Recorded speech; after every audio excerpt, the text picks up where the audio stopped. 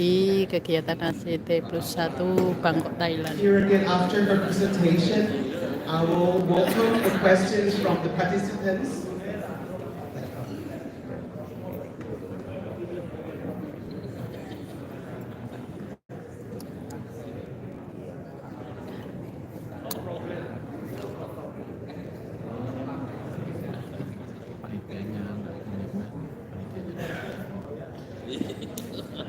Assalamualaikum warahmatullahi wabarakatuh. Waalaikumsalam warahmatullahi wabarakatuh. Good morning. I'm sorry, it's afternoon. Good afternoon, everyone. I hope you are all. Double you happy. all are tired right now, so I'm going to Double happy, make it happy, concise happy. since we are pressed of time. Okay? Yes, So yes, for yes, my yes. for my research, for my presentation today, I will be presenting on the topic of assessment. And as everyone knows, assessment is how we test the students. But for this time, I'm going to explain how assessment is important to teacher, not only the teacher but also the students. As we all know, assessment is for us to test the students if they understand our lessons and topics. But not only for the students, it's also a method to reflect on ourselves as a teacher if our classes and lessons are actually effective for the students.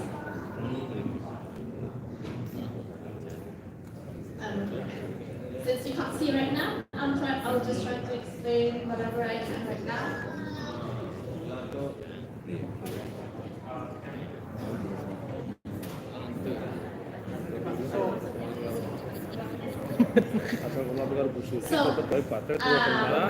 There's actually 4 things that I'm going to talk about. It's kind of like an explanation on my research, since it's from my experience as a teacher. I want to share this to the new teacher who doesn't know much things on how to handle when they are entering a new class. Thank you so much. So this is my cover. And yes, my name is Ma, but I'm not my friend is university, but it's easier for everyone just to call me Lisa. So this is the table content of today. There are 4 things, which is the research background, the theoretical framework, and the student data result, and lastly is the conclusion. So first is the research background. Why did I do this research? Is to share my experience to the new teachers on how to know which level to explain or to teach your class. But since it's a new class, most probably every one of us doesn't know how the level of the students, what's their ability, their skills. So I'm using His Majesty the Sultan's Royal Speech, the TITA, is where teachers are not merely there to teach or guide students for examination. They should also show them how to prepare for challenges in this age of rapid globalization and technology. So here as a teacher, all of us, especially in Brunei, and also I'm sure with all the teachers all around the world, and even in ASEAN, we all wanted to guide the students into some more, not just through knowledge, it's through the skills and how to survive in the 21st century. So the purpose of the study, from the Sultan's Tita, the concerns on educational inequalities and learning loss, especially after the COVID and we all actually had to teach the students through the internet. And there's actually some deficit in learning and studies on the students.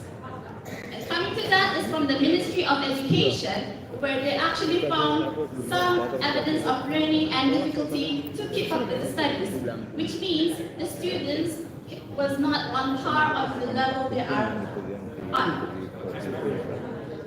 And then I'm from PGMB schools in Brunei, and our vision is to increase the level of education of Brunei's young mind, which means we want that not only for them to learn, we also want them to know the skills for the 21st century. And then from the teacher, which is me, they need to understand better on the students' lack of knowledge and previous misconception, which means I want to know which level they are and what thing that I to focus on so that I can correct the mistakes and the misconceptions. Okay, these are the objectives of the learning assessment. There are three things that I'm focusing on, three aspects that I wanted to focus on the study, which are effectiveness on the student. Is it my lesson effective for the students? Can they actually keep up with what I teach? Next one is identifying the weaknesses. Do they actually understand the lesson, or is there some misconception between it? And lastly is the effectiveness from the teacher, which is we ourselves are reflecting on our own lesson. Not only just we teach them and try to drill everything to the student's mind, but it's actually, is our method actually correct? That's what I wanted to know and what our teachers supposed to try and strive.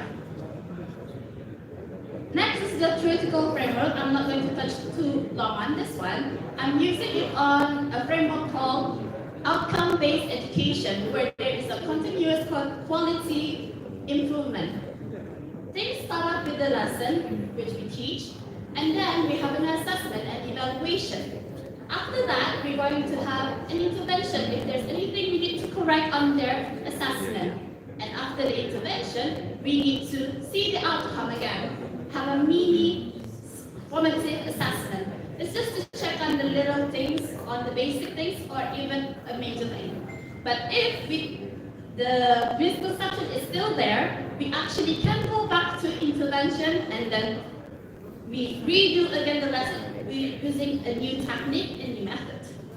After that, we can go towards the outcome, and then from there, we will see if they actually understand from the new technique, and if yes, we can go on to the next topic and teach it. That is why this is a system, an assessment system, which is we go around and it's continuous. Okay, next is the student data. This is the raw one. This is how I put all of the students' examination marks.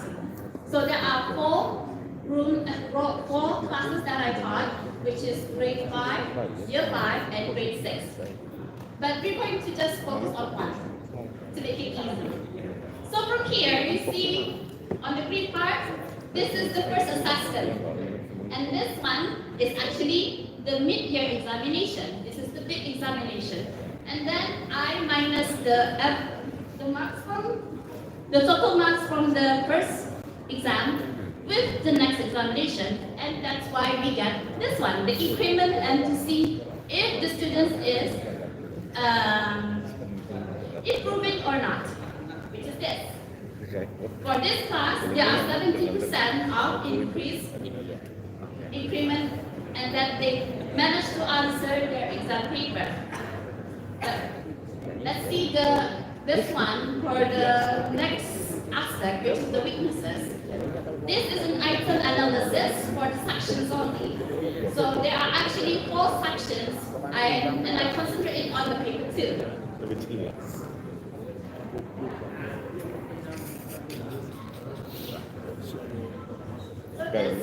This one is for year 6, and this one is for year 5. And there are 4 sections for each paper 2, which is section A is the reading comprehension, section B is the information transfer, where you read something and then you summarize it into another page. Section C is conversational skill or dialogue or script. And lastly, section D is the grammar, conjunction, and also the closed passage, which the student doesn't really like. But rather than focusing everything, we're going to just focus on year 5. So this is before and this is after. You can see in section D, and it's actually increasing. And also from section E, where they can't really answer only about 59%, over here they actually increased to 63%. So there's an improvement. That means what I taught actually successful. And then this one is on the third aspect, which is the effectiveness of intervention, which is the reflection on the teacher, so myself. I gave them I gave them a questionnaire. There are about 12 questions, and they need to tell me honestly, no matter what, if they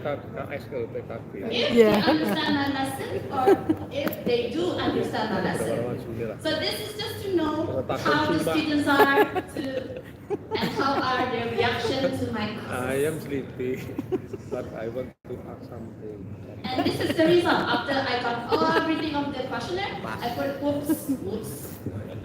I put it into a table, and then into graphs.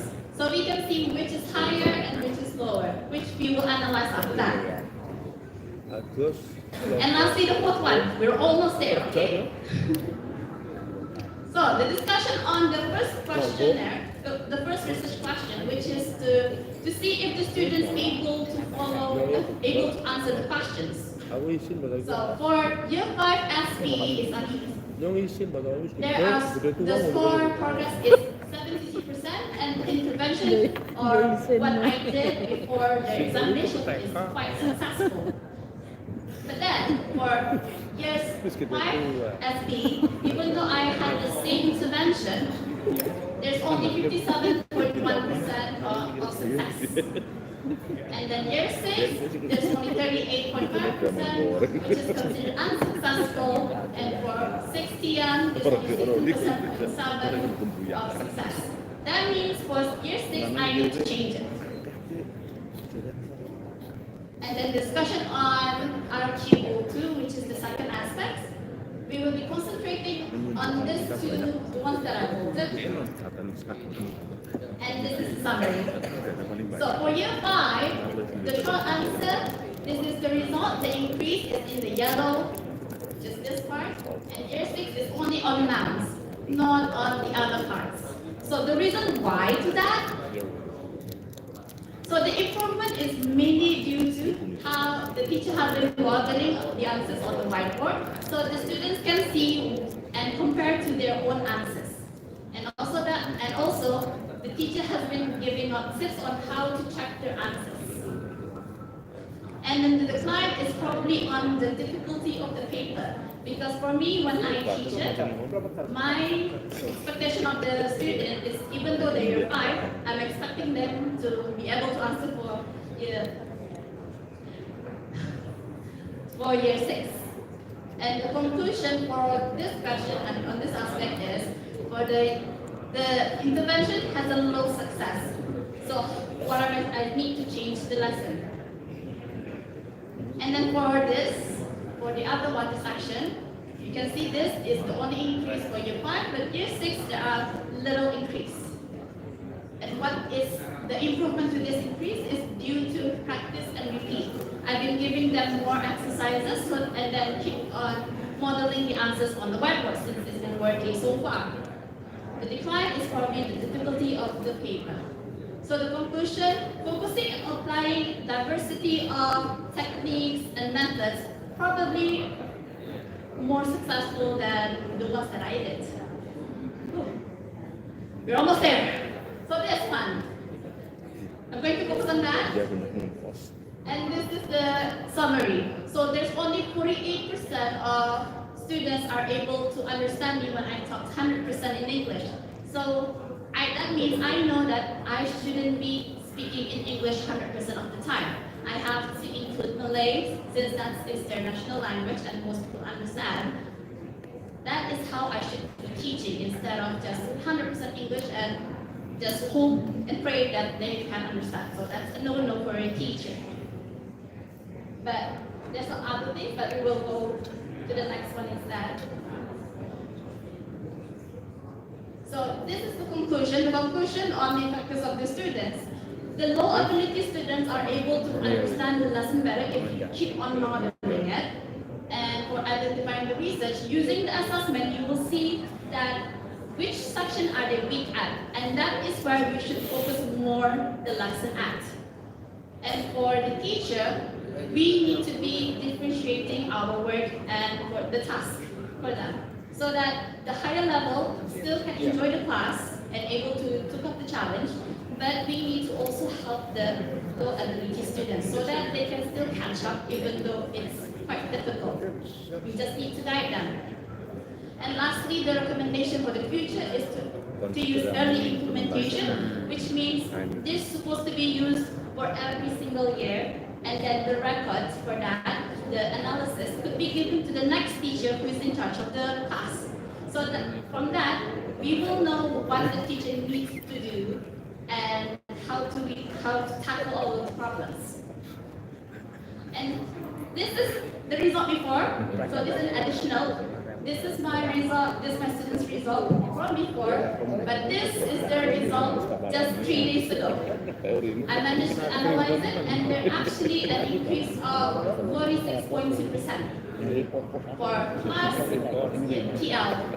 But for the next class, we see a lot of decrease from here. But after all the new intervention, they have a lot of increase. So there are actually 83.5% of improvement of my students, which means that I had done the intervention correctly. And this is how it looks like, the differences, so it's easy. And I think that is all. Thank you for listening. Thank you very much, Ms. Nura Akmal Khairanisa, for your comprehensive presentation. We will now transition to the Q&A session. Okay? So if you have any questions, please approach the microphone at the front of the stage. Or you have the question, okay, we have the question from the back. Oh yeah. Okay, so we now have a question from the participants of the back.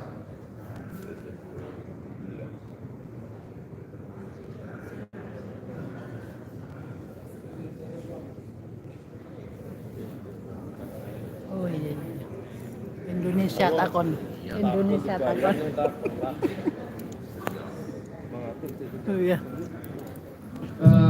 I'm Ikhwan Shah from Delegate from Indonesia, Principal of Senior High School 11, Padang, West Sumatra. I think it's interesting to us about the topic learning assessment, but I want to know more explanation. How does the learning assessment system impact the ability of teachers to identify and to know students' misconception? And in what ways does it improve student performance? Okay, thank you. So the assessment, as I said earlier, is not only just for the students. We can actually pinpoint, and when we do the correction, or we look at the paper, and we notice there are actually some trends that the students make mistakes on. So on that one, we collect it as a class, or we collect it, and then we actually give it out to the students, and we actually modeling it in front of the class. You write it on the whiteboard, and from there, we should actually be asking the students first, what can you see wrong over here? If there are students saying this is still correct, this is correct, that means we know that there are something wrong with our lesson. We don't want our kids to get wrong answers. We want them to have at least a higher grade or almost high accuracy. So when we actually tell them and explain to that in front of the class, that actually helps the students to understand, and then we will not only we model it and tell them that it's wrong, we actually try to do more exercises on it, and then we will see if there's after the explanation, we will give them another task from it. And if they keep on doing it wrong, we need to change it. That means what we did is not actually effective for the students. Maybe if they can't use the whiteboard, probably we will use something like a round table technique or a group technique. So give them like a jumble of words. They need to connect it together to make it in a correct sentence. Probably that's one way that might be correct. And maybe they are able to understand more when they actually do it with their friends, with peer assessment. Okay, thank you. One more question. What's the biggest problem for you to apply this concept? Well, for me personally, it will take too much time. I can't do it just one time and expect the students to understand. We have to repeat it again and do the next lesson. And after a while, we have to return back to it and recap it to see if they still retain the memory or the knowledge about it. So that's one of the hard parts because some students can't grasp it and forget about it after that. Okay, thank you very much. Okay, we have another question from the participant at the back. Thank you. Thank you very much for your time. My name is Titi. I am from Central Java, delegates from Indonesia. Assessment is very important in teaching. Yes, I'm sure of that. But I want to know more to Ms. Koinsa. What kind of assessment tools that you use to get the student score? And which one is the most effective assessment tools for your students? Thank you. Okay, on that one is actually there's a mixture of formative and semantic. For semantic is the usual test on the paper, but it can be changed up by maybe you fill in the blanks or you actually create combining the words using a conjunction. After that, maybe we can challenge the students. Not only they need to write short sentences, trying to challenge each of the students to write up more than 7 words. So that means they can't just I like pizza. So they need to change it up to get to the 7 words. So maybe the students have to think for a while, and after that they will try to use more of the adjective, the conjunction, the preposition, and then with the help of their friends, probably using when they're team, parent, share, they were able to do I like hot pizza while drinking soda in front of the TV. So that actually gives out that the students understand and manage to extend more of their ability. Not only that, we can actually change it up into by using the technology. Example for me, I use Kahoot for tests. So not only they're playing, but they actually need to answer it correctly. There's one feature on the Kahoot which is actually a grouping game where they need to escape from the shark by working together and answering the grammatical questions.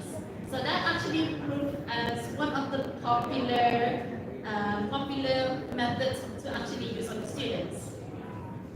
And another one is using the grouping activity, the round table, where they need to write down their sentences and then pass to the next person.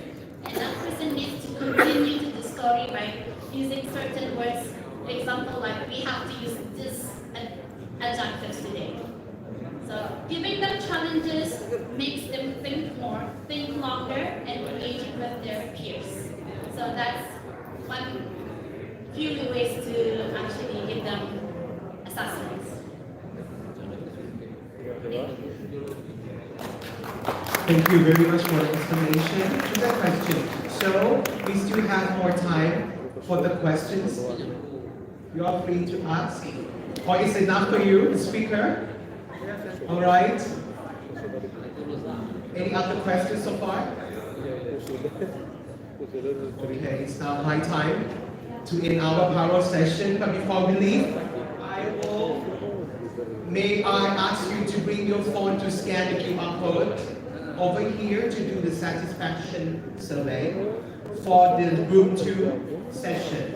Only for the room 2 session, okay? So please, if you are not Thai, okay, please scan on the delegate section over there on the right. The QR code on the right hand side. For the Thai participants, please scan on the left hand side.